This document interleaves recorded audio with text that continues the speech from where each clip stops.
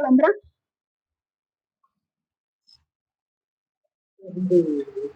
ಒಂದು ವಿಘಟಿ ಮಾಡಿ. ಈಗ ಹೆಂಗ್ ಮಾಡೋಕಿನ್ನ ವಿಘಟಿಯನ್ನಾಗಿ ಮಾಡಿಲ್ಲ ಅವನ.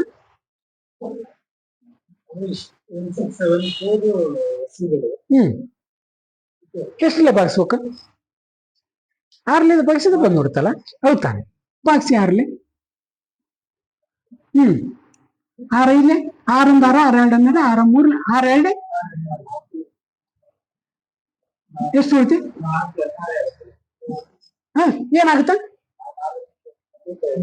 ಅದೇನಾಗುತ್ತೆ? 14 ಮಾಡ್ಬೇಕಲ್ಲ.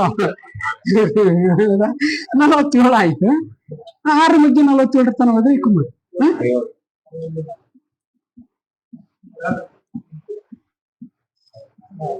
ಹ್ಮ್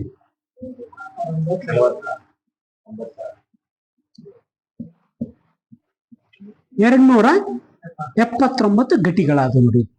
ಈ ಗಟ್ಟಿಗಳನ್ನ ಈ ಗಟ್ಟಿಗಳನ್ನ ಗಟ್ಟಿ ಮಾಡಿಕೋಬೇಕಾದ್ರ ಈ ಗಟ್ಟಿಗಳನ್ನ ಗಟ್ಟಿ ಮಾಡ್ಬೇಕಾದ್ರ 60 ಬಾಕ್ಸ್ ಮಾಡಿ.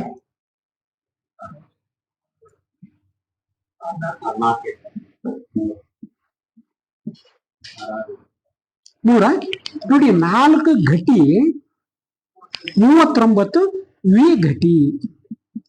ಯಾವುದು? ಮೇಷ ಲಗ್ನ. ಪ್ರಾಚೀನರು ಎಷ್ಟು ಸೂಕ್ಷ್ಮವಾಗಿ ಮಾಡ್ತಿದ್ರು.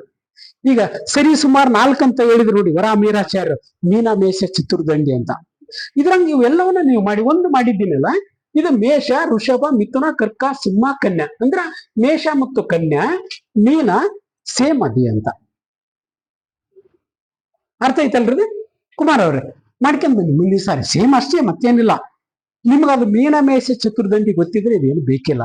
ನಿಮ್ಮ ನಾಲೆಜ್ ಎಕ್ಸ್ಟೆನ್ಷನ್ ಆಗ್ಲಿ ಅನ್ನೋದಕ್ಕೆ ನಾನು ಹೇಳಿದೆ.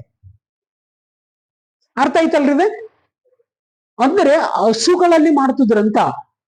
ಹಸುಗಳ ಸಮಯದ ಹಸು ಅಂತಂದ್ರ ವಿಘಟಿಗಿಂತಲೂ ತುಂಬಾ ಸೂಕ್ಷ್ಮವಾದದ್ದು ಅಂತ.